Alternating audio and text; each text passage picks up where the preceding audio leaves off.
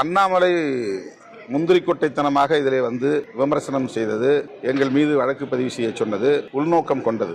யார் அவருக்கு உறுதிப்படுத்தியது? அவர் ஏன் முந்திக்கிட்டு வந்து விடுதலை சிறுத்தையிலிருந்து குண்டர்கள்ங்கிறாரு, ரவுடிகள்ங்கிறாரு? அந்த வீடியோவை வெளியிட்டவர்களுக்கும் இவருக்கும் ஏதோ ஒரு தொடர்பு இருக்கிறது. பிஜேபி உடனடியாக RSS காரங்க தான் வேகமாக இறங்கி இதில் வேலை செய்கிறாங்க. RSS பிஜேபியோட தொடர்புள்ளே சாதி அமைப்புகள் வேகமாக வேலை செய்கிறாங்க. ஒரு சமூக பதற்றத்தை உருவாக்குவதற்கு இந்த தனியார் தொலைக்காட்சியும் அண்ணாமலையும் காரணமாக இருக்காங்க. திருமாவளவன் நம்ம அரசியல் விட்டே போறோம்னு சொல்றோம். இதுல மன்னிப்பு என்பது இரண்டாவது நாள்.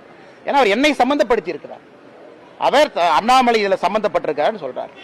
பிஜேபி சங் பரிவார் இயக்க சம்பந்தப்பட்ட அதை ப்ரூவ் பண்ணமல்லனே. சும்மா பத்திரிகையாளரை பார்த்து விட்டு மைக் இருக்கிறக்கா வாய்க்கு வந்ததெல்லாம் பேச முடியுமானே?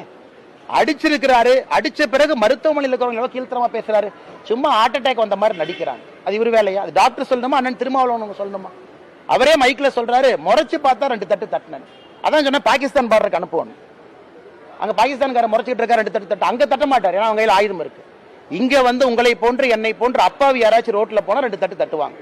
ஆனால் திருமாவளவன் அவர்களுடைய அரசியல், குறிப்பாக விஜய் அவர்கள் அரசியல் களத்திற்கு வந்த பிறகு திருமாவளவன் அண்ணனுடைய எண்ண ஓட்டத்தில் ஏதோ பெரிய பிரச்சனை, ரொம்ப குழம்பி போய் கிடக்கிறார்.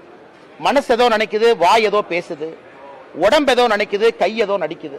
அதனால் அண்ணன் திருமாவளவன் அவர்கள் உட்கார்ந்து நல்ல ஒரு மெடிடேஷன் பண்ணிட்டு அவர் அரசியல் பாதையை மறுபடியும் தேர்ந்தெடுத்து திரும்ப வந்து அரசியல் செய்யணும். ஏன்னா நான் ஏன் கடுமையா சொல்றேன்னா, தேவையில்லாம வம்புக்கு என்ன இழுத்திருக்கிறார், தேவையில்லாம என்னுடைய பெயரை கொண்டு, எனக்கு இதான வேலை, திருமாவளவன் எங்க போறாங்க, அவர் கார் எங்க இருக்கு, பின்னாடி இதான வேற லைஃப்ல வேற வேலையே இல்லை.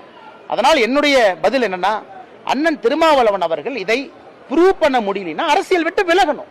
எதற்கு இந்த வன்முறை அரசியலை தமிழ்நாட்டில் எத்தனை காலத்திற்கு வன்முறையை கையில் எடுத்து அரசியல் செய்வார்கள்?